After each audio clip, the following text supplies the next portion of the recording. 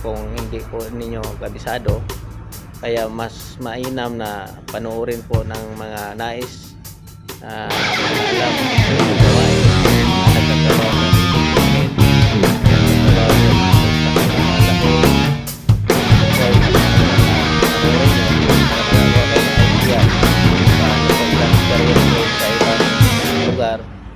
na hindi siya ikakarga sa hindi kalasin yung mga boom at hindi ikakarga sa mga trailer.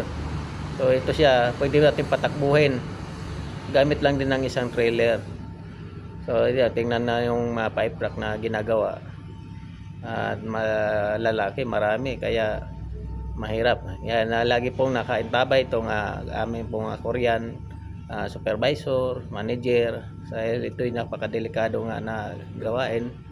At yung safety, yan na po. Ayan, safety niyan ay andyan lagi siya nakaantabay. Mga rigger, dami sila.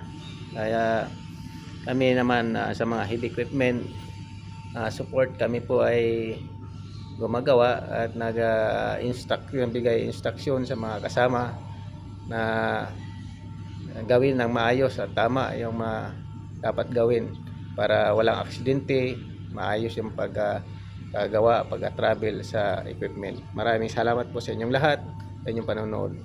God bless you all.